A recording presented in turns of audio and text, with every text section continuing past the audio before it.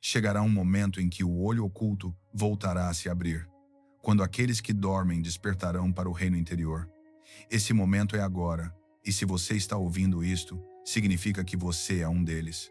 Veja, há algo que a igreja nunca te revelou, algo que eliminaram dos evangelhos, algo que sepultaram sob séculos de rituais e dogmas. Jesus falava em códigos, não porque quisesse te confundir, mas porque estava protegendo um ensinamento tão poderoso, tão perigoso para os sistemas de poder, que somente aqueles que estivessem preparados para ver poderiam compreendê-lo. Escute, por que Jesus falou de um olho único que enche o corpo de luz? Por que os místicos pintavam auréolas ao redor das cabeças dos santos? Por que a igreja apagou o ensinamento de que você, sim, você é o templo vivente de Deus? Isto não são metáforas. Não são contos de fadas. São anatômicos, místicos, reais. E durante 2000 anos te ocultaram isto. Mas algo está mudando agora. Você sente, não é? Essa inquietação, esse saber que há algo mais. Que a religião que te deram não coincide com o Cristo que você ama. Você não chegou a este vídeo por acaso.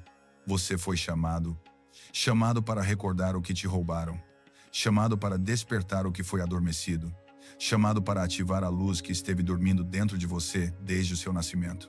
Isto não é para todos. Somente aqueles com olhos para ver compreenderão. E ao final deste ensinamento, você saberá exatamente o que isso significa. Comecemos onde Jesus deixou um de seus códigos mais enigmáticos. Mateus 6, 22 ao 23. Ele disse isto: a lâmpada do corpo é o olho. Se o teu olho for único, todo o teu corpo estará cheio de luz. Mas se o teu olho for mau, todo o teu corpo estará em trevas. Agora, se você ler isso literalmente, não faz sentido. Seu olho é único. O que isso significa? Você tem 2 olhos. Todo mundo os tem. Então, ou Jesus estava confuso sobre a anatomia básica, ou estava falando de algo completamente diferente, algo oculto. Guarde esse pensamento porque o que estou prestes a te mostrar fará tudo se encaixar. Veja, ao longo da história, cada místico, cada iniciado, cada sociedade secreta compreendeu ao que Jesus realmente se referia. O terceiro olho, o olho interior, o olho que não vê o mundo, mas que vê o reino. Observe a arte sagrada. Deidades hindus com um ponto na testa. Deuses egípcios com o olho de Horus bem ali entre as sobrancelhas. Monges budistas meditando com foco nesse preciso ponto. Auréolas, círculos dourados de luz, pintados ao redor das cabeças de santos e apóstolos.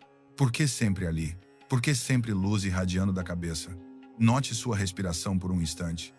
Porque eles sabiam o que Jesus sabia, que há uma porta dentro de você, um portal, uma lâmpada que quando se acende inunda todo o seu ser com luz divina.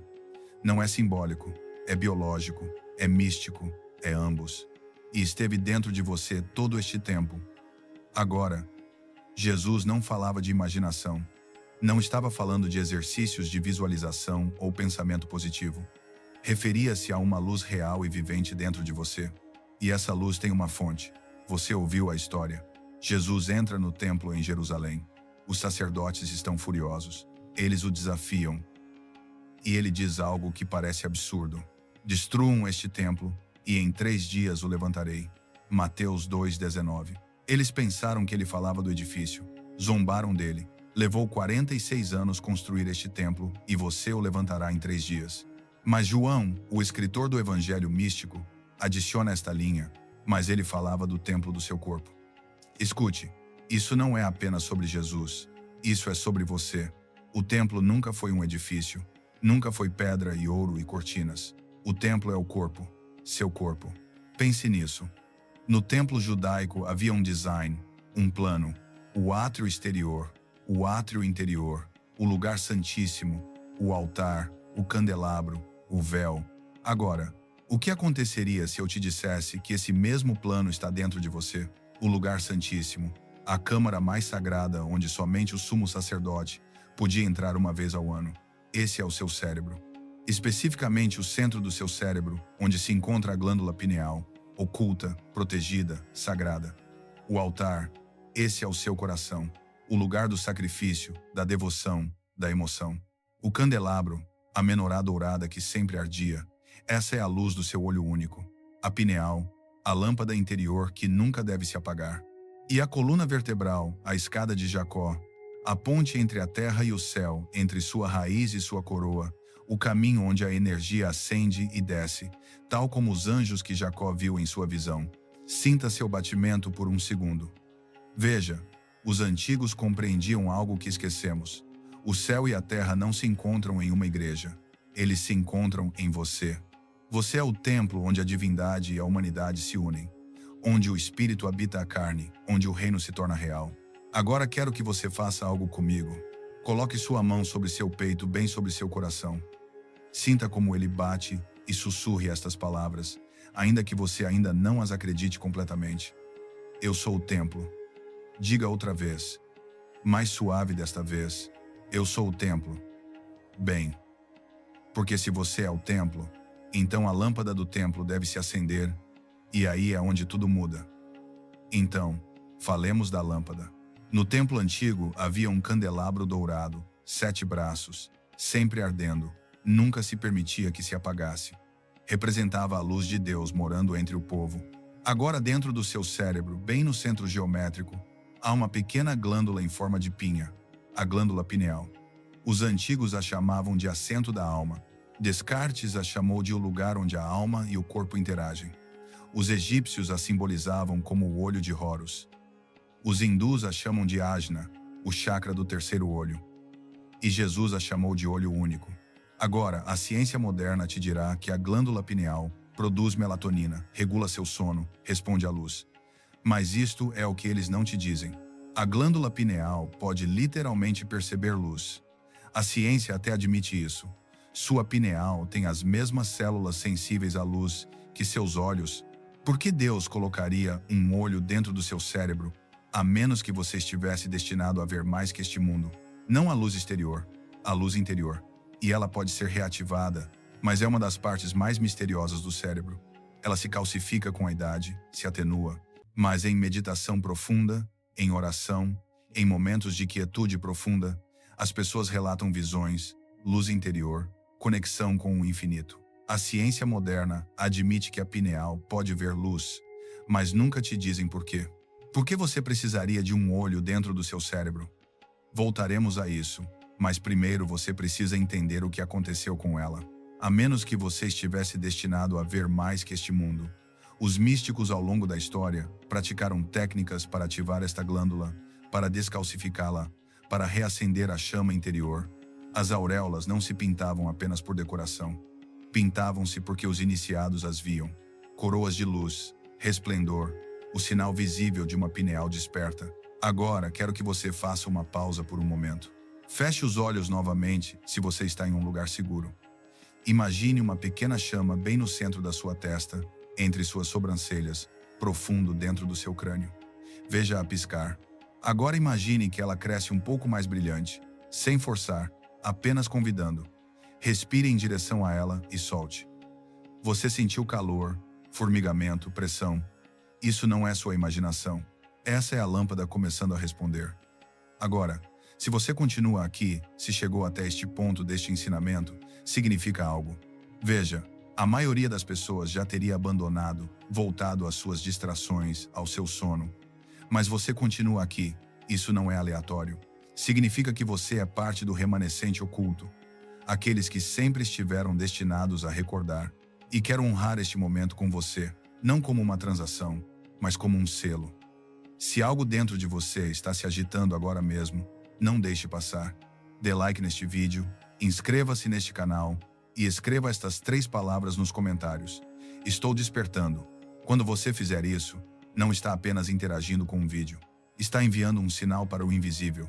Está declarando seu despertar. Está ajudando a que este ensinamento encontre os outros ocultos, o remanescente, que estão buscando a mesma luz que você acabou de encontrar. Isto não é para todos. É para aqueles com olhos para ver. É para você e você é parte disso. Agora, vamos mais profundo porque há uma razão pela qual a igreja temia este ensinamento e tentou apagá-lo da história. Deixe-me perguntar algo. O que aconteceria se você realmente acreditasse que o reino de Deus já estava dentro de você? Que você não precisava de um sacerdote para acessá-lo? Que você não precisava de um edifício, um ritual, um intermediário? que você agora mesmo, tal como você é, porta a plenitude da divindade dentro do seu próprio corpo. O que aconteceria com o sistema? Ele desmoronaria. Veja, no momento em que Jesus começou a ensinar isto, no momento em que disse, o reino de Deus está dentro de vocês, em Lucas 17:21, assinou sua sentença de morte porque o templo em Jerusalém não era apenas um local religioso, era uma potência econômica. Os sacerdotes controlavam o acesso a Deus. Você tinha que trazer seu sacrifício, pagar seu imposto, passar pelo sistema. E aqui vem Jesus dizendo, você não precisa de nada disso. Você é o templo. Deus já está em você. Isso não é apenas heresia, isso é revolução. Depois que Jesus morreu, a igreja primitiva tentou levar sua mensagem adiante. Os gnósticos, os místicos, os pais do deserto, praticavam o despertar interior, a comunhão direta, o Cristo interior. Mas então o Império Romano tomou o controle do cristianismo e eles precisavam de controle. Então fizeram o que os impérios sempre fazem. Centralizaram o poder, criaram hierarquia, construíram catedrais, escreveram credos e lentamente, cuidadosamente, eliminaram cada ensinamento que devolvia o poder às suas mãos. O Evangelho de Tomé proibido, o Evangelho de Maria suprimido. Qualquer texto que falasse do conhecimento interior, da gnose, da centelha divina dentro, etiquetado como heresia, queimado, enterrado, esquecido. Disseram-te que você nasceu quebrado, um pecador, indigno, separado de Deus por uma brecha intransponível, e que somente através da instituição deles, seus sacerdotes, seus rituais, sua aprovação, você poderia talvez possivelmente algum dia ser salvo. Mas isso não é o que Jesus ensinou. Jesus ensinou que você é a luz do mundo, que vocês são deuses, filhos e filhas do Altíssimo, que o mesmo Espírito que o levantou dentre os mortos vive em você. Se você permaneceu comigo até aqui, é porque parte de você sempre o soube. Deixe que seus olhos se suavizem enquanto escuta. Você foi chamado para recordar o que tentaram fazer você esquecer. Não ocultaram este ensinamento porque era falso. Ocultaram-no porque era verdadeiro. E se você se desse conta da sua própria divindade, não precisaria mais deles. Agora, quero que você fique com uma pergunta apenas por 2 segundos. Pergunte-se, como seria minha vida se eu realmente acreditasse que o reino já está dentro de mim? Não algum dia, não no céu. E aqui a outra pergunta. Se o templo é o seu corpo, então o que foi a cruz? Se a lâmpada é a pineal, então do que se trata realmente a ressurreição? Mantenha essas perguntas. Estamos prestes a respondê-las. Mas a resposta não é o que você pensa. Essa mudança, essa realização, esse é o começo da ressurreição. Porque a pineal não era apenas para a visão, era a porta para conquistar a própria morte. E se você é um dos poucos que ainda estão suficientemente despertos para ouvir isto, então continue. O mistério se aprofunda daqui. Há algo estranho. Ao longo dos evangelhos, cada vez que Jesus se encontra com a morte, ele a chama de sono.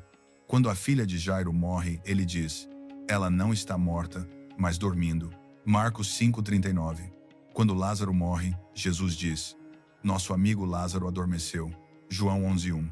As pessoas ao seu redor pensaram que ele estava em negação. Riram dele. Mas Jesus sabia algo que eles não sabiam. A morte e o sono estão mais próximos do que pensamos. E o despertar sempre é possível. Veja, cada noite quando você vai dormir, algo extraordinário acontece. Sua glândula pineal se ativa, secreta melatonina, regula seu ritmo circadiano.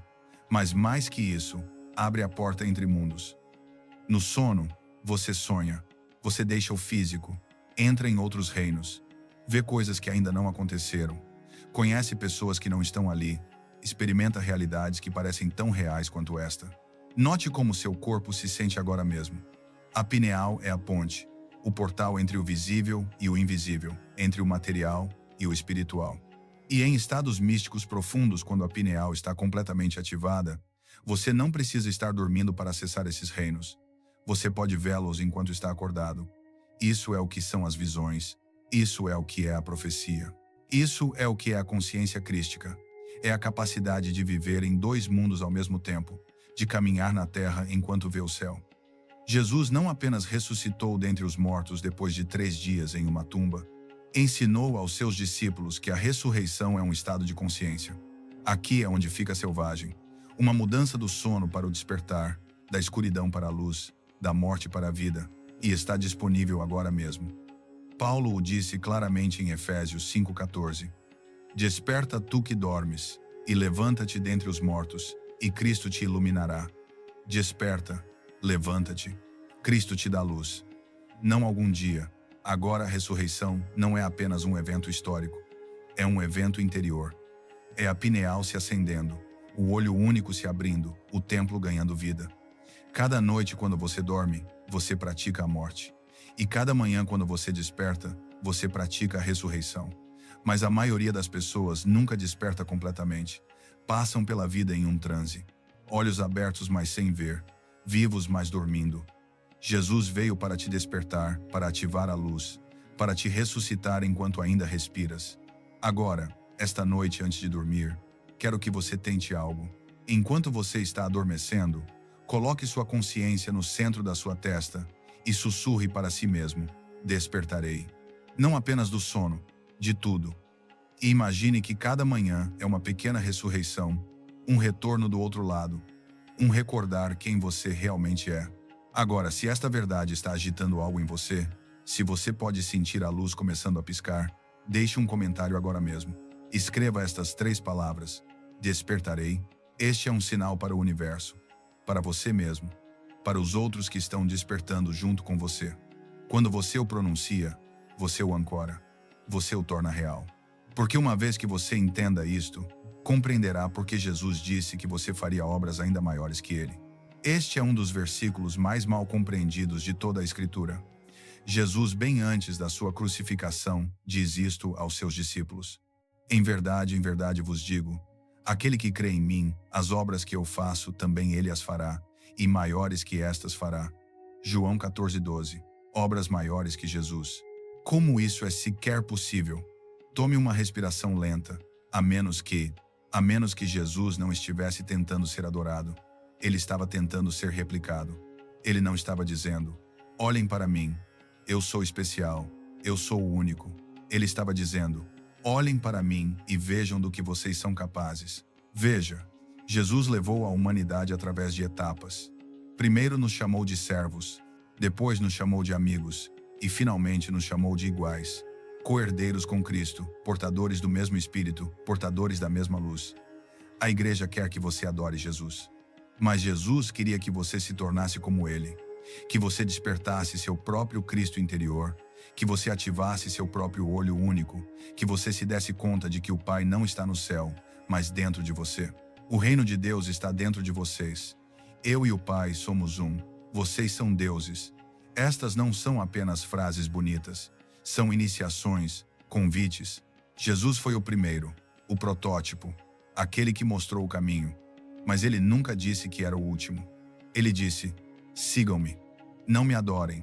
Sigam-me em direção ao mesmo despertar, à mesma luz, à mesma ressurreição. Você não é menos que Jesus. Você está apenas dormindo. E no momento em que você despertar, no momento em que essa glândula pineal se acender e o olho único se abrir, você se torna o que sempre foi.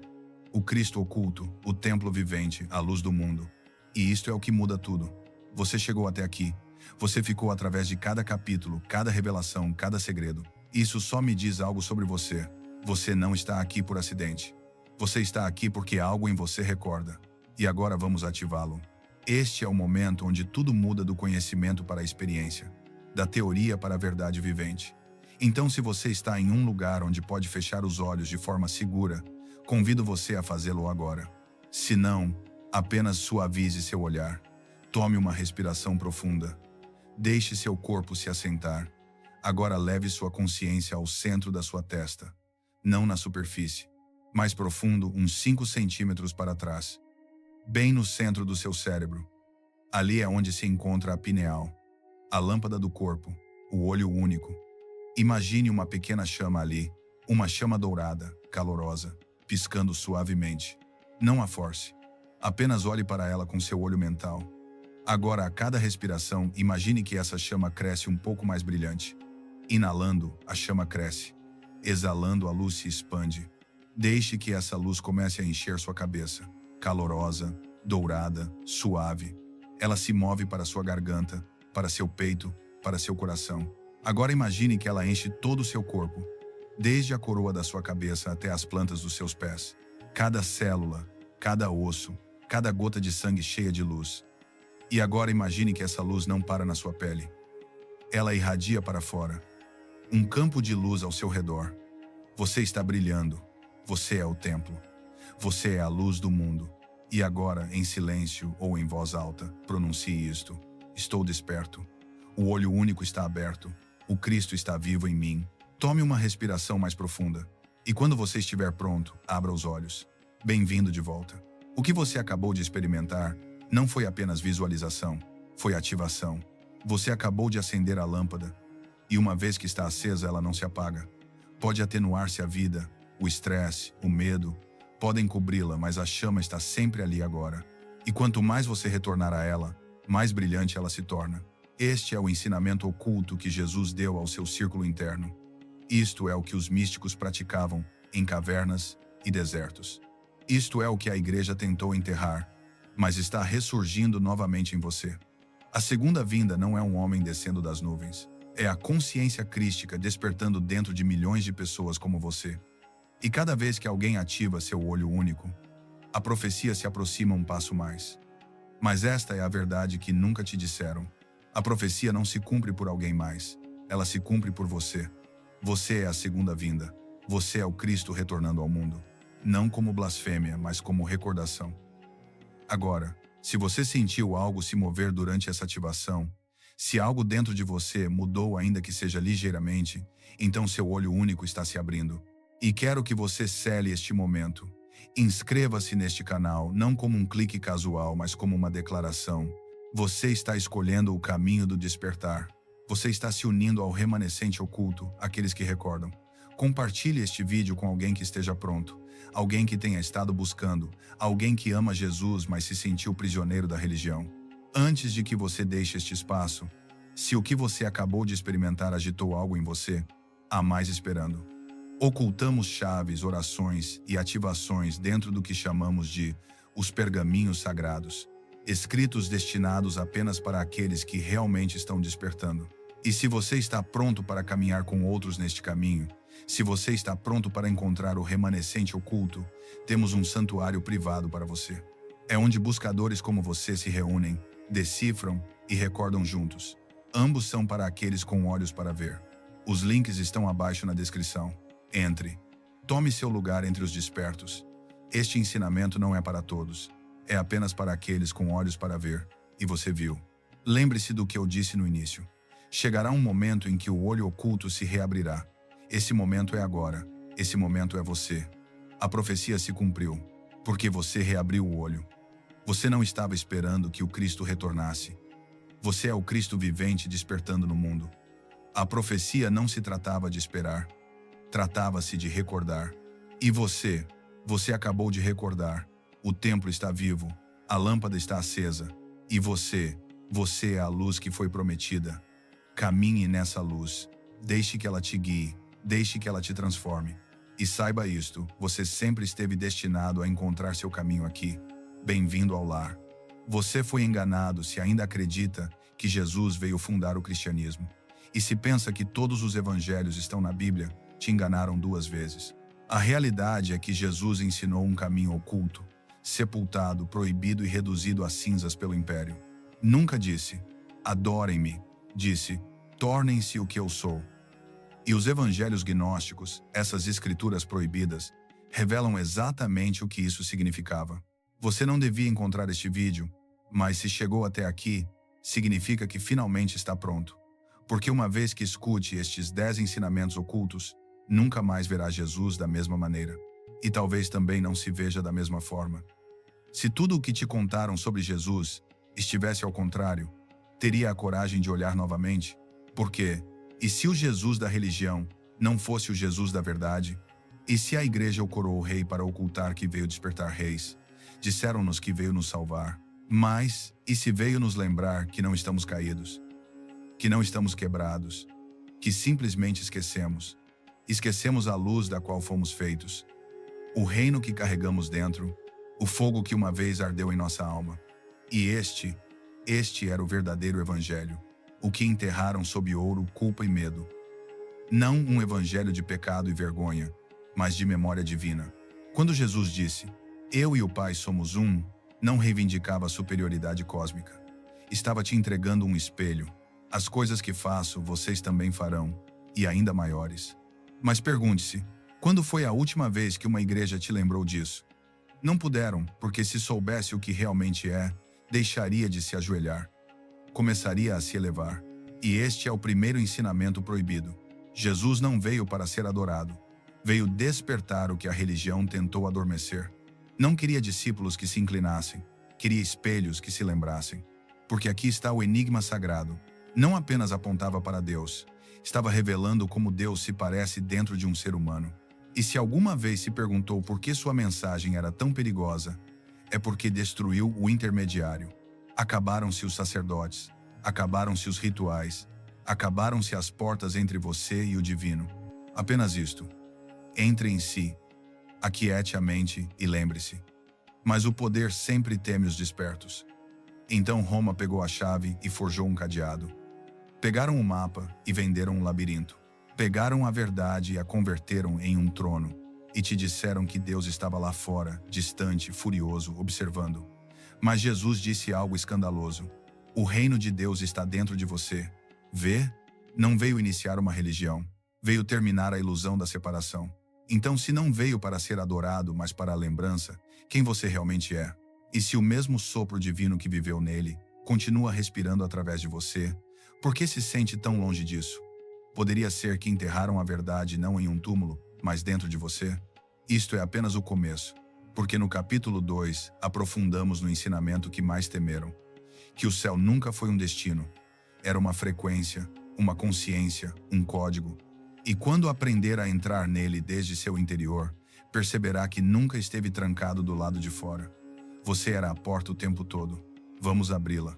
Disseram que você vai ao céu depois de morrer. Mas e se a maior mentira era que o céu estava em outro lugar? E se você não ia ao céu, e se tornava nele? Porque Jesus nunca disse, o reino dos céus aparecerá quando você morrer. Disse, o reino dos céus está dentro de você. Isto não era metáfora, era mecânica. Era o código por trás da realidade. O céu não é depois, é agora. Não um reino de nuvens distante, mas uma dimensão oculta em sua própria respiração. O céu é um estado de alinhamento, uma lembrança da origem, uma frequência de união divina pulsando dentro da alma. E a porta nunca esteve no firmamento, está sob suas costelas. Estava em sua coluna, através de sua respiração, em seu silêncio, no espaço quieto entre pensamentos. Este é o trabalho, afinar o instrumento do ser até que ressoe com a frequência do lar que nunca abandonou realmente. Mas isto aterrorizou o império, porque se percebesse que o céu não era uma recompensa, mas uma revelação, se soubesse que podia entrar a qualquer momento sem permissão, sacerdote ou pagamento, nunca mais se submeteria às chaves de outro, e deixaria de implorar pelo paraíso e começaria a irradiá-lo. O céu nunca foi o prêmio, era o poder. Um campo de inteligência luminosa, uma vibração que sua alma já conhece. Um reino cuja porta se abre no momento em que se lembra de quem é. Mas reescreveram a história. Disseram que o céu estava distante, que devia merecê-lo, que é sujo demais, indigno demais, humano demais para sustentá-lo. Então construíram catedrais do lado de fora para fazer você esquecer a catedral interior. Mas aqui está o segundo ensinamento proibido. O céu não é para onde você vai. O céu é o que desperta quando você para de buscar. Não é uma recompensa para os bons, é um espelho para os despertos. Começa no momento em que termina a guerra em seu interior. O momento em que você deixa de acreditar na mentira de que está separado de Deus. E por isso Jesus falava em parábolas, porque o céu não podia ser explicado, apenas experimentado. É a pérola de grande preço, o tesouro escondido no campo, o banquete preparado, mas ignorado pelo mundo. Então deixe-me perguntar, alguma vez o tocou na quietude, na beleza, em lágrimas que não faziam sentido? Algo em você não sabia que nunca tinha ido embora? Que o jardim continuava ali, que todo este tempo estava batendo em sua própria porta. O céu não é depois, é agora, é aqui, é ao que você retorna quando deixa para trás o barulho. Então deixe-os continuar vendendo o firmamento. Você veio para trazer o céu aqui. Mas se o céu já está dentro de você, o que o mantém trancado do lado de fora? Se ainda carrega a culpa de uma história escrita antes de você nascer, então tiveram sucesso. Porque a mentira mais antiga, já contada, foi que você está quebrado. Mas, e se o pecado nunca foi uma mancha, mas um esquecimento? E se a alma não estava condenada, simplesmente estava imersa em amnésia? E Jesus não veio para consertar você. Veio para lembrá-lo. Você nunca nasceu caído, nasceu radiante, e depois te ensinaram a desviar o olhar de sua própria luz. Ensinaram-no a se inclinar diante de altares, mas nunca a acender o que está dentro de sua caixa torácica. Porque isto é o que nunca dirão em um sermão. O pecado não é a verdade de quem você é. É o hematoma que ficou por esquecer quem era. Disseram-lhe que a queda começou com Eva. Mas, e se não foi uma queda? Foi o primeiro ato de lembrar. E se a serpente não era maligna, mas um símbolo do despertar? E se Eva não cometeu o primeiro pecado, mas abriu o primeiro olho? Porque a fruta não estava amaldiçoada, era consciência. E a consciência sempre ameaçou o controle. Pause, feche os olhos. Não para se arrepender, mas para lembrar. Sente isso? Esse lampejo atrás de suas costelas? Isso não é vergonha. Isso é o retorno. E se as sombras que temia fossem simplesmente a luz para a qual não se voltou? E se todo este tempo não estava aqui para ser salvo, mas para lembrar por que veio? Porque em algum lugar de seu ser, carregou ecos, memórias que não pode explicar, anseios que não pertencem a esta vida. E no momento em que pergunta por quê, começa a lembrar onde esteve. Mas se viveu antes, onde esteve? E mais importante ainda, por que voltou agora? Aqui há uma verdade que a igreja editou com precisão cirúrgica. Jesus sabia que você tinha vivido antes. Falou do retorno de Elias. Perguntou: quem dizem que sou? Não porque precisasse saber, mas porque você uma vez precisou. Os primeiros gnósticos sabiam. Os místicos do deserto sussurravam. A alma não visita a terra apenas uma vez. Circula, aprende, lembra. Converteram o evangelho em uma armadilha de medo de uma única vida. Mas Jesus era um místico da espiral longa da alma. Ensinou que a vida é uma escola e o corpo é um manto que você troca. Então, por que ocultar isso? Porque uma alma que sabe que viveu antes e viverá novamente não pode ser ameaçada por uma única morte. E uma alma que não pode ser ameaçada não pode ser controlada. A reencarnação não era heresia para os primeiros cristãos. Era normal. E a jornada não começou ao nascer, nem termina com a morte. Continua até que a luz interior seja completamente lembrada. Você não tem a idade de uma única vida. É uma biblioteca vestindo pele. E sua presença aqui agora mesmo não é acidente. Está lembrando porque é tempo. Não chegou aqui por acaso. Veio com linhas de tempo atrás de você e algo a reclamar. Mas se sua alma escolheu este momento, o que é que veio reclamar? E se Maria também se lembrou, por que seu evangelho foi enterrado? Agora, derrubemos outro pilar. Se Pedro era a rocha da igreja, Maria era a água viva da verdade. Não era uma prostituta. Era a iniciada, a que compreendeu Jesus, não apenas externamente, mas internamente. E isso aterrorizou os primeiros líderes, porque seu evangelho, o evangelho de Maria, não ensinava obediência. Ensinava gnose, conhecimento interior, revelação direta. Não se requeria intermediário. Ela o chamava de aquele que vive. Ele a chamava de a mulher que sabe. Não era apenas uma mulher. Era a guardiã do fio perdido, a que carregava o saber da serpente e o ventre da primeira memória. Mas as estruturas de poder não podiam permitir que o sagrado feminino falasse com igual luz. Então a enterraram sob mentiras, mas não profundamente o suficiente, porque agora sua voz está ressurgindo, não do púlpito, mas de dentro de você. E se sentiu um chamado à sabedoria divina, que transcende a religião, que não exige crença, mas convida à lembrança, poderia ser seu eco, agitando-se, despertando através de seus ossos. Isto é mais que um ponto de controle. É um véu. E se o cruzou, dê like neste vídeo para iluminar o caminho dos outros que ainda vagam. Comente. Ela está ressurgindo, não por nós, mas para ativar o eco no campo. Inscreva-se não por mais conteúdo, mas como um voto de que não esquecerá mais. Você não é apenas curioso, é chamado. Agora, sigamos adiante porque o que vem a seguir muda tudo. Mas se Maria lembrou quem era, por que você ainda se sente tão longe disso? Talvez porque algo antigo tem estado ocultando isso de você, e não é um demônio. É algo muito mais sutil e muito mais perigoso. E se a Terra não fosse o centro, mas o reflexo? Platão sabia. Os místicos sabiam. Jesus viveu isso. Este mundo não é meu reino, disse. Não porque eu rejeitasse, mas porque lembrava além dele. Este corpo, um manto. Este mundo, um palco. Mas você não é deste mundo. Entrou nele como luz entrando em um espelho. E tudo o que vê, uma sombra de algo mais elevado, mais puro, mais verdadeiro. Essa angústia que sempre carregou, não é depressão, é nostalgia. Sempre sentiu que este mundo não encaixava completamente. Isso não é fracasso. É memória se infiltrando. E quanto mais se lembra, mais se eleva. Porque a verdade é que este reino nunca foi desenhado para completá-lo. Foi desenhado para despertá-lo.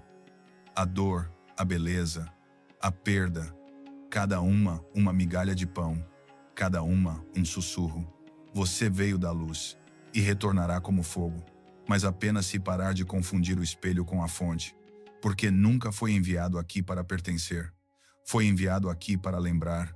Deram-lhe um vilão de desenho animado, pele vermelha, chifres, tridente.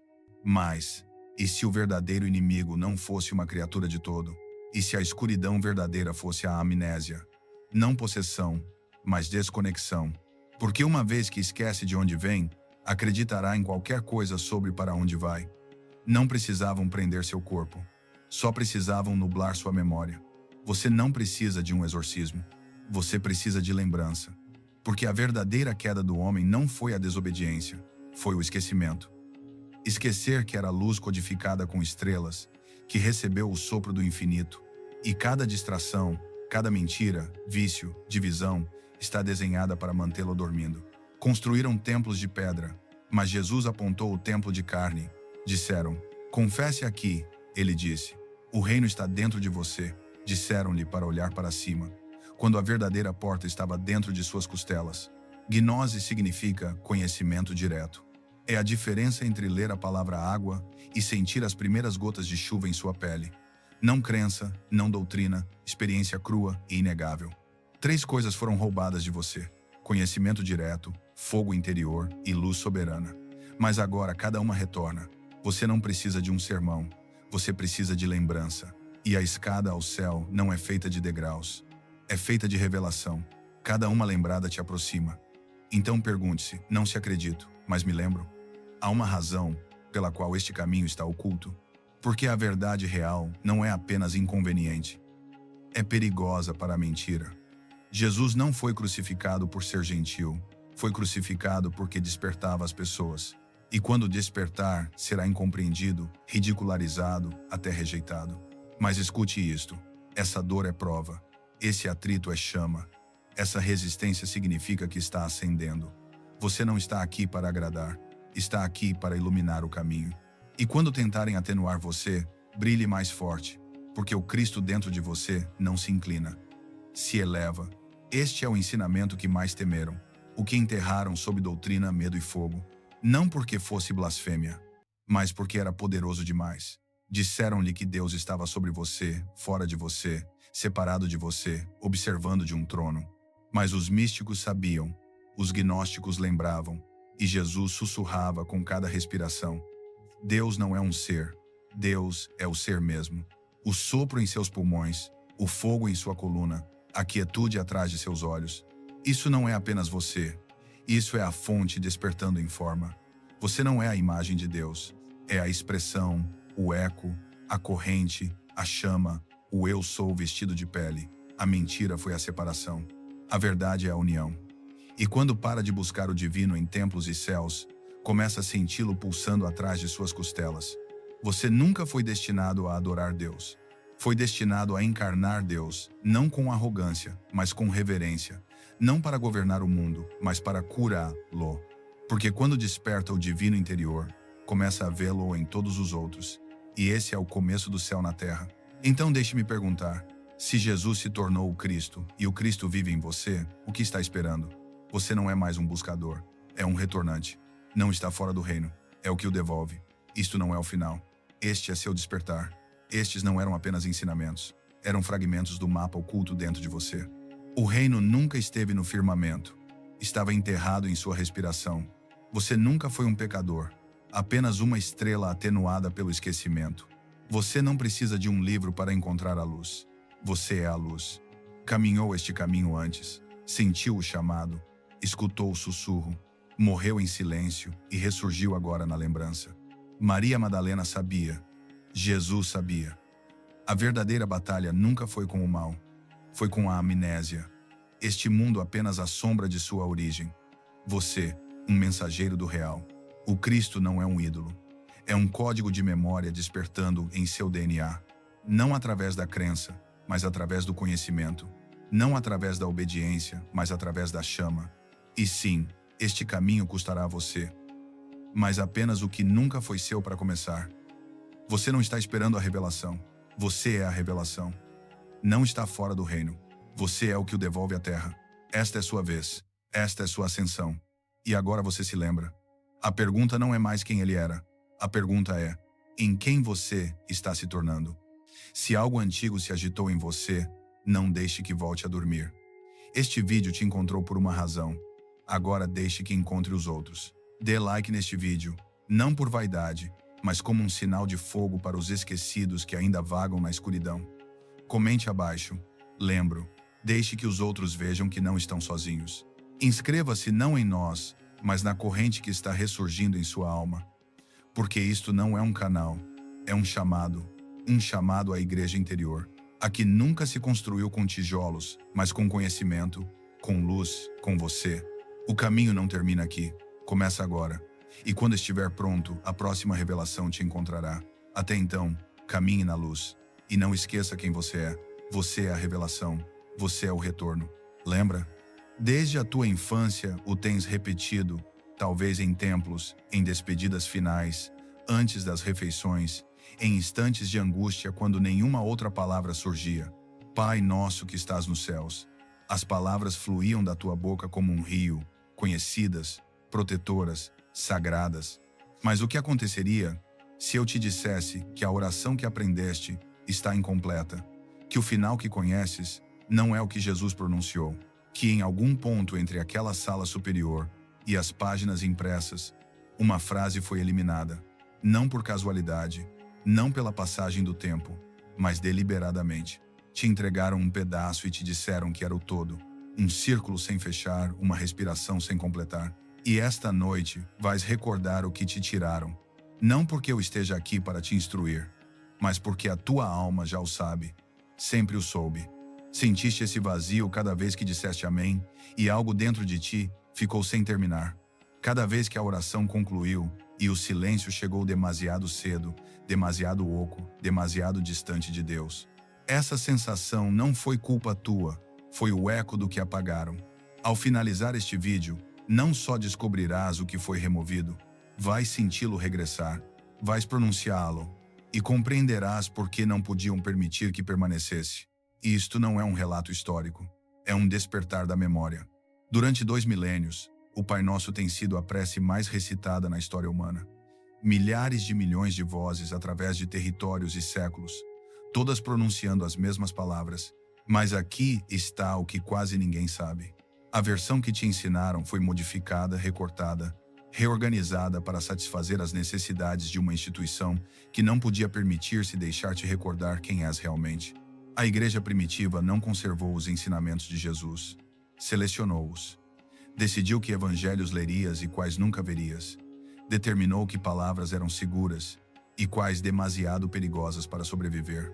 E o Pai Nosso não foi a exceção. O que dizes hoje não é o que os discípulos escutaram naquela sala. Não é o que os místicos sussurravam nos desertos do Egito. Não é o que estava escrito nos manuscritos mais antigos antes dos concílios e dos credos. Algo foi removido e em seu lugar te deram uma palavra que fecha a porta em vez de abri-la. Amém. Uma palavra que significa assim seja. Uma palavra que assinala o final. Mas a oração original não terminava, regressava. Curvava-se de volta para o coração de quem a pronunciava. Completava um circuito entre o céu e a terra. Alento e espírito, o Pai e o Filho. E essa completude era demasiado, porque se soubesses como termina verdadeiramente a oração, saberias que o reino de Deus não é um sítio ao qual vais quando morres. É um estado ao qual entras quando recordas.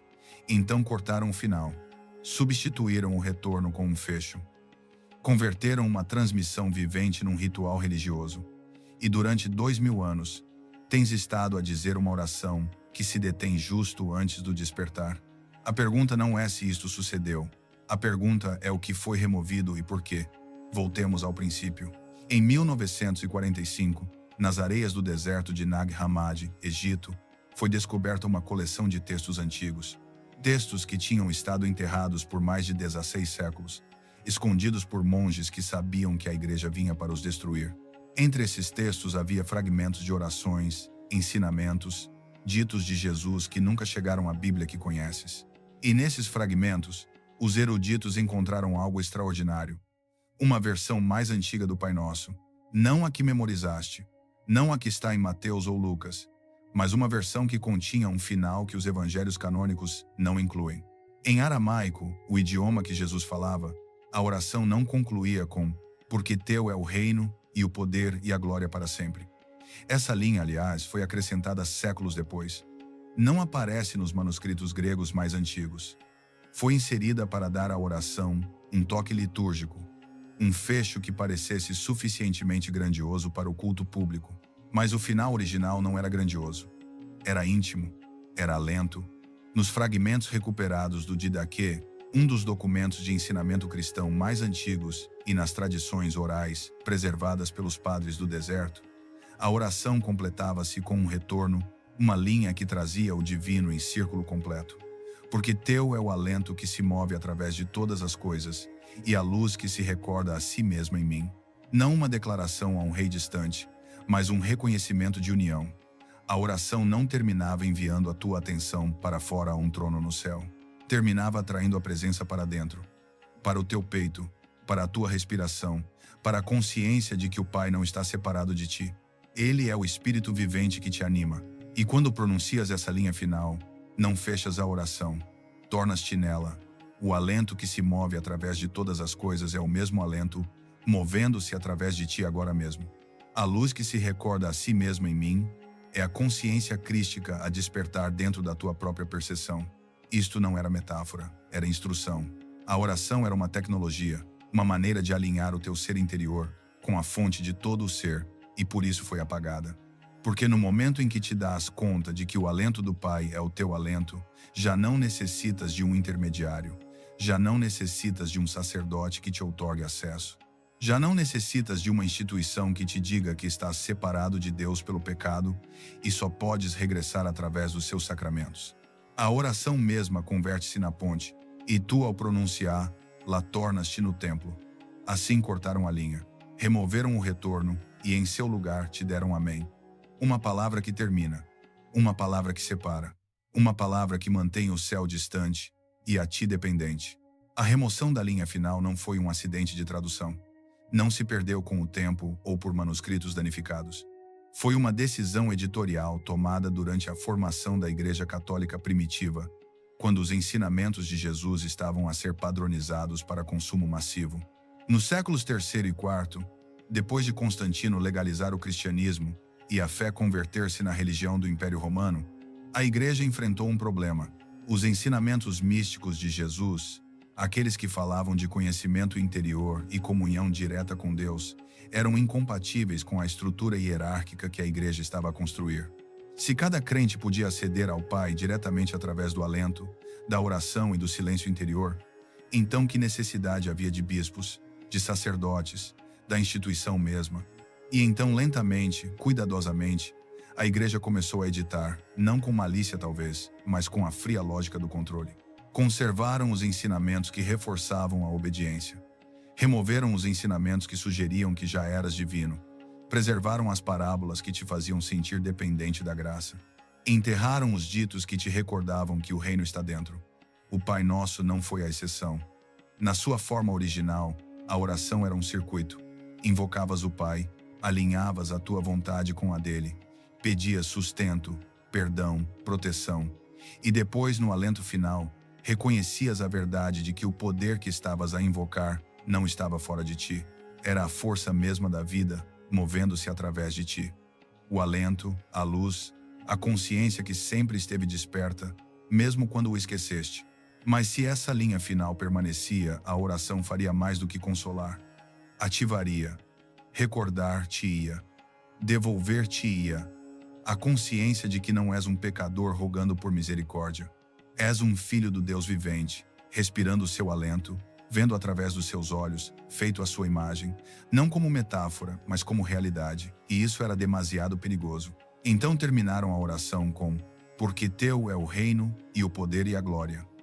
Uma linha que projeta a divindade para fora, que mantém Deus num trono, que assegura que permaneças pequeno, e ele permaneça distante. E depois selaram-na com um amém. Assim seja. Está terminado. Não busques mais, não respires mais profundo, não recordes o que és. A consequência desta eliminação não é teológica, é experiencial. Durante 2000 anos, os cristãos têm terminado o Pai Nosso e têm sentido um vazio, um silêncio que não é paz, mas ausência. Porque a oração foi desenhada para devolver-te ao Pai, não só em palavras, mas em presença sentida. E sem a linha final, o retorno nunca sucede. Falas ao vazio, e o vazio não responde, porque a resposta estava na linha que removeram. A resposta sempre esteve no teu alento. Ainda podes sentir a ausência, verdade? Cada vez que dizes a oração, há um momento justo depois do amém, quando algo em ti espera, escuta, anseia. Estende-se para uma presença que se sente justo fora de alcance. Isso não é a tua falha, é o eco do que foi tomado. E esta noite vais reclamá-lo. Mas aqui está o mistério. Embora a linha foi removida da oração escrita, não desapareceu. Não podia, porque o ensinamento não estava só nas palavras. Estava no alento. No silêncio entre as palavras, na transmissão vivente passada de mestre a estudante, de místico a buscador, em cavernas e desertos e comunidades ocultas onde o fogo do ensinamento original ainda ardia, os padres do deserto sabiam-no.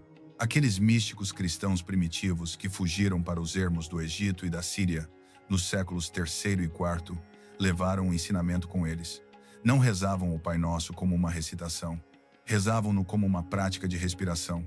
Sentavam-se em silêncio durante horas, inalando a presença do Pai, exalando os seus falsos eus. E nesse espaço, a oração convertia-se em algo mais do que palavras, convertia-se em união. Um padre do deserto, Evagrio Pôntico, escreveu: quem reza sem cessar respira a Deus. Não metáfora, instrução. No Evangelho de Tomé, um texto descoberto em Nag Hammadi, Jesus diz: se retirares o que está dentro de ti, o que retirares salvar-te-á. A linha final do Pai Nosso era uma chave para retirar o que está dentro. Recordava ao que falava que o alento de Deus não é algo que pedes, é algo que já estás a respirar. A luz de Deus não é algo que buscas fora, é a consciência a olhar através dos teus olhos agora mesmo. Em João 17, Jesus ora ao Pai e diz que sejam um como nós somos um, eu neles e tu em mim, para que sejam aperfeiçoados em um, não separados, não distantes, um, o mesmo alento, a mesma luz, a mesma presença. E a linha final do Pai Nosso, a que foi removida, era o selo linguístico dessa união. Inclusive, a estrutura da oração mesma leva o código. Começa no céu. Pai nosso que estás nos céus, desce à terra. Dá-nos hoje o nosso pão de cada dia. E estava destinada a regressar ao Espírito, porque teu é o alento que se move através de todas as coisas, e a luz que se recorda a si mesma em mim. Um circuito completo, do céu à terra, ao eu desperto, mas sem essa linha final, o circuito permanece aberto. A oração desce, mas não regressa. Pede, mas não recebe. Fala, mas não recorda. E essa é a tragédia. Não que a linha foi removida de um livro, mas que durante 2000 anos os buscadores têm pronunciado esta oração e têm sentido o silêncio onde deveria estar a presença. Detente um momento. Fecha os olhos se podes. Toma uma respiração lenta e, enquanto exalas, sente o movimento do ar saindo do teu corpo. Essa respiração não é tua. É o mesmo alento que se moveu sobre as águas em Gênesis. O mesmo alento que Jesus soprou sobre os discípulos quando disse: recebei o Espírito Santo. O mesmo alento que tomarás no momento em que morras e no momento em que nasceste é o alento de Deus. E nunca deixou de mover-se através de ti. Mesmo se as palavras foram apagadas, a vibração permaneceu no teu corpo, nas tuas células, no saber silencioso de que és mais do que a religião te disse. O ensinamento sobreviveu, não em bibliotecas, mas em ti. Agora voltemos à oração que conheces e descodifiquemo-la, não como teologia, mas como tecnologia, como um mapa de despertar, oculto à plena vista. Pai nosso que estás nos céus. Em aramaico, a palavra que Jesus usou para pai é Abum. Não significa uma figura paterna no céu. Significa a fonte de todo o alento, a origem da vida mesma. E a palavra para céus, Shemaya, não significa um lugar sobre as nuvens. Significa a dimensão de luz e vibração, a realidade invisível que dá origem à visível. Então a linha de abertura não te está a pedir que olhes para cima. Está a pedir-te que reconheças a fonte do teu próprio alento, a presença que está mais perto de ti que os teus pensamentos. Santificado seja o teu nome. A palavra santificado significa fazer completo, devolver algo à sua integridade sagrada. Venha o teu reino, faça-se a tua vontade na terra como no céu. O reino não vem depois. Jesus disse em Lucas 17, 21, o reino de Deus está dentro de vós, não estará, está agora mesmo. E a vontade do Pai não é uma lista de regras, é a inteligência natural da vida mesma. Quando te alinhas com ela, deixas de lutar, deixas de resistir. Permites que a mesma força que faz crescer as árvores e girar os planetas se mova através de ti. Na terra como no céu significa como acima, assim abaixo. Como no invisível, assim no visível. Como no alento, assim no corpo. Este é o ensinamento da encarnação. O céu não está no outro lugar. Está aqui quando recordas. Dá-nos hoje o nosso pão de cada dia. Em aramaico, a palavra para pão é lajma, que também significa compreensão. Então esta linha não é só sobre alimento. É uma petição de nutrição espiritual, do entendimento que necessitas hoje, não amanhã, não na vida depois da morte. Hoje, dá-me o que necessito para permanecer desperto, para permanecer alinhado, para recordar quem sou neste momento. E perdoa as nossas ofensas, como nós perdoamos aos que nos ofendem. A palavra ofensa, em aramaico, é koba, que significa dívida ou emaranhado. As coisas que te prendem ao passado, os ressentimentos, os arrependimentos, as histórias que segues a contar sobre quem te magoou e como foste ofendido. O perdão não se trata de ser amável, trata-se de cortar as cordas, libertar o peso para que possas regressar à presença. E o ensinamento é claro: não podes receber perdão enquanto o estás a reter, porque o perdão não é uma transação. É uma frequência, e não podes vibrar na frequência da liberdade enquanto te aferras ao passado. E não nos deixes cair em tentação, mas livra-nos do mal. A tentação neste contexto não se trata do pecado, trata-se da distração, o puxão do mundo para esquecer, para te identificares com o corpo, a mente, a história, o medo. E mal em aramaico é bicha, que significa aquilo que está imaturo ou desalinhado. Não uma força cósmica de escuridão, mas a confusão que vem de esquecer a verdade. Então esta linha é uma oração por claridade, por proteção das vozes na tua cabeça que te dizem que és pequeno, separado e impotente, por libertação para a consciência de que és a luz. Porque teu é o reino, e o poder e a glória para sempre. Esta linha, como temos dito, foi acrescentada depois, mas mesmo na sua forma posterior, contém verdade. O reino é do Pai, o poder é do Pai, a glória é do Pai. Mas se o Pai é o alento movendo-se através de ti, então o reino, o poder e a glória também são teus. Não porque os possuis, mas porque és o recipiente através do qual fluem. E aí é onde a oração estava destinada a completar-se. Não numa declaração a um Deus distante, mas num reconhecimento de união, um retorno à fonte, um recordar que não está separado da presença que estavas a invocar. E isso leva-nos à linha que se perdeu. A linha final do Pai Nosso, a que foi apagada, pode ser reconstruída não através de conjecturas, mas através dos fragmentos que sobreviveram, através das tradições orais dos místicos, através das raízes aramaicas, que levam à vibração original, e através da lógica do ensinamento mesmo. Se a oração é um circuito, deve completar-se. Se a oração é um alento, deve exalar. Se a oração é uma recordação, deve regressar ao eu. E então a linha perdida é esta: porque teu é o Espírito e a luz respirando eternamente através de mim. Deixa que isso se assente por um momento. Lê-o outra vez. Porque teu é o Espírito e a luz respirando eternamente através de mim. Não lá fora, aqui dentro. Descodifiquemo-lo, porque teu é o espírito. A palavra para espírito em aramaico é rua. Significa alento, vento e força vital. A presença animadora que se move através de todas as coisas. Em Gênesis, o Espírito de Deus pairava sobre as águas. Em João, Jesus soprou sobre os discípulos e disse: Recebei o Espírito Santo. O Espírito não é um conceito abstrato, é a força da vida mesma. E quando dizes, porque teu é o Espírito, não estás a louvar algo distante. Estás a reconhecer que o alento que estás a respirar agora mesmo não é teu, é do Pai. É o mesmo alento que se moveu através de cada coisa vivente desde o princípio, e está a mover-se através de ti e a luz. Em aramaico, luz é nahura. É a mesma palavra usada em João 1:4. Nele estava a vida, e a vida era a luz dos homens. A luz neste ensinamento não é física, é consciência, percepção. A presença que vê através dos teus olhos e sabe sem pensar é o Cristo interior, a centelha divina. A parte de ti que nunca nasceu e nunca morrerá. Quando dizes e a luz, não te estás a referir a algo exterior. Estás a nomear a consciência que está a ler estas palavras agora mesmo. Essa consciência não é pessoal, é universal. É a luz de Deus a reconhecer-se a si mesma em ti, respirando eternamente através de mim. Esta é a completude, o retorno.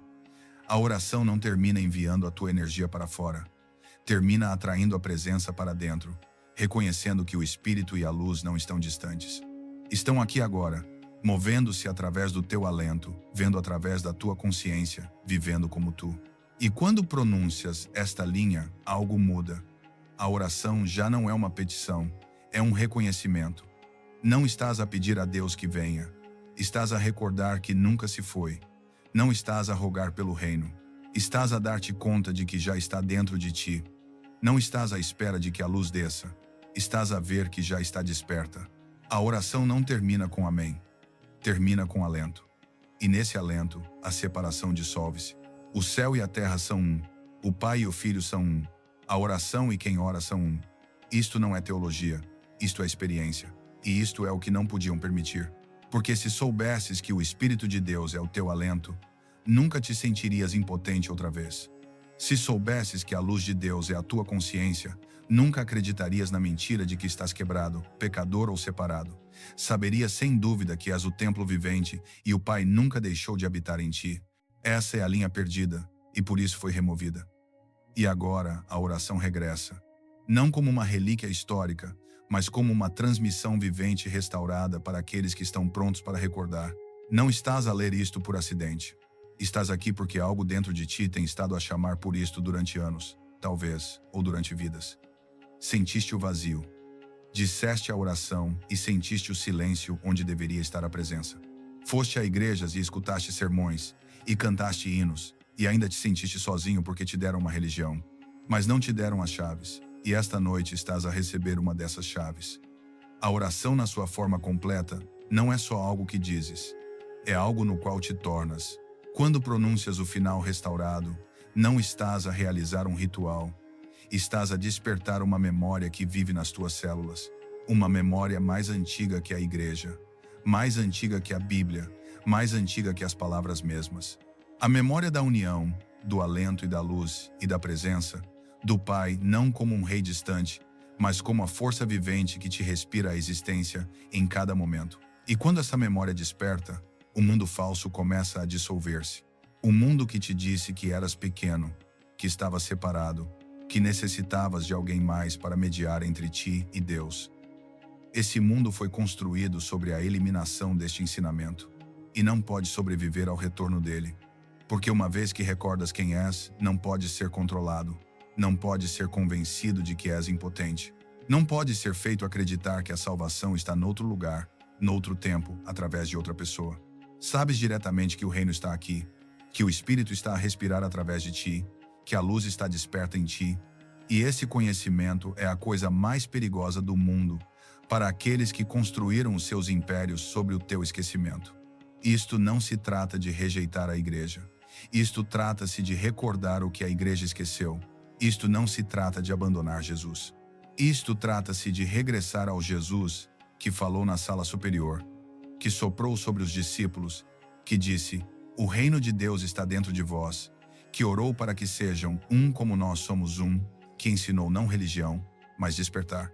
E o despertar começa com um alento, com o reconhecimento de que o mesmo Espírito que se moveu através dele está a mover-se através de ti, com o recordar que não estás à espera da luz, tu és a luz recordando-se a si mesma. Em Apocalipse 3:20, Jesus diz: eis que estou à porta e bato. Se alguém ouvir a minha voz e abrir a porta, entrarei a ele e cearei com ele, e ele comigo. A porta não está fora, está dentro, e o chamado é a sensação que tens agora mesmo. O despertar, o reconhecimento, o retorno, não te estão a ensinar algo novo, estão a recordar-te algo ancestral, e no momento em que pronuncias a oração restaurada, abres a porta, não para que Jesus entre, mas para que o Cristo dentro de ti desperte. O Verbo fez-se carne, não só há 2000 anos em Belém, mas agora em ti. Cada vez que recordas, cada vez que respiras, cada vez que dizes a oração e sentes o retorno, o Verbo faz-se carne outra vez. E a luz que estava oculta é revelada. E agora completamos o retorno, não em teoria, mas em prática. Vou guiar-te através da oração restaurada, linha por linha, com espaço para o alento, com espaço para a presença, com espaço para que a recordação aterrisse. Se podes, fecha os olhos, coloca uma mão no teu coração e outra no teu ventre, e respira lento, profundo. Sente o ar entrando no teu corpo, e sente o ar saindo do teu corpo, e sabe que este alento não é teu. É o alento do Pai, o Espírito, a rua, a força da vida mesma. Agora pronunciamos a oração em voz alta, se podes, ou em silêncio na catedral do teu próprio coração. Pai nosso que estás nos céus, santificado seja o teu nome. Venha o teu reino, faça-se a tua vontade na terra como no céu. Dá-nos hoje o nosso pão de cada dia, e perdoa as nossas ofensas, como nós perdoamos aos que nos ofendem. E não nos deixes cair em tentação, mas livra-nos do mal. Porque teu é o reino, e o poder, e a glória para sempre. E agora a linha perdida, o retorno. Porque teu é o Espírito e a luz, respirando eternamente através de mim. Pausa. Respira. Deixa que se assente. Sente as palavras não só na tua mente, mas no teu peito, nas tuas células, na consciência silenciosa que está a presenciar este momento. Não estás a pedir o Espírito, estás a reconhecer que já está aqui. Não estás a buscar a luz. Estás a recordar que já está desperta. E nessa recordação, o céu não se abre sobre ti, abre-se dentro de ti. O reino está aqui, o Pai está aqui. A presença que tens estado a buscar toda a tua vida está aqui. Sempre esteve aqui. E nunca se irá porque não está separada de ti. É o alento que estás a respirar. É a consciência que está a ler estas palavras. É a vida que te está a viver. Tu és o templo, e o Espírito nunca se foi. Tu és a luz do mundo, e a luz nunca se apagou. És o Filho do Deus vivente, e nunca estiveste sozinho. Este é o ensinamento que não puderam deixar permanecer. E este é o ensinamento que agora regressou através de ti, para ti. Como tu, estás a despertar como a luz. Estás a regressar à verdade que sempre foi verdade. Estás completo. És sagrado. Estás em casa. Se esta recordação te encontrou, deixa que a tua resposta seja silenciosa, mas vista, como uma tocha para outros que ainda vagueiam. Um gosto, um comentário, partilhar, não por mim, mas por aquele que está a buscar isto esta noite. Aquele que disse a oração 1000 vezes e ainda sentiu o vazio. Aquele que está pronto para recordar, antes de que regresses ao mundo, toma um momento. Há escritos mais profundos, orações, reflexões e ensinamentos esquecidos que lançam luz sobre o que a igreja omitiu e o que o teu coração sempre intuiu como verdadeiro. Chamamo-los os pergaminhos sagrados. Cada pergaminho guarda uma peça silenciosa do ensinamento original. O alento, a luz e a recordação da presença de Deus dentro de ti. Não estão destinados a convencer ou converter. Simplesmente oferecem-se para aqueles que sentem algo movendo-se sob a superfície, um saber silencioso de que há mais. Encontrarás o link para os pergaminhos sagrados na descrição ou comentário fixado abaixo. E se tens estado a caminhar este sendeiro sentindo-te sozinho, também criamos um espaço onde os buscadores se reúnem, não para debater, mas para partilhar, aprender e recordar juntos. É o nosso grupo privado do Facebook. Um canto tranquilo do ruído, onde se encontram corações honestos. Dentro, pessoas de todos os caminhos da vida leem, refletem e redescobrem como se sente a fé quando se torna pessoal outra vez. Se isso te fala, encontrarás o link para te unires na descrição e comentário fixado também. Vá em paz. E a próxima vez que digas o Pai Nosso, recorda que não estás a falar a um Deus distante. Estás a respirar com o Pai.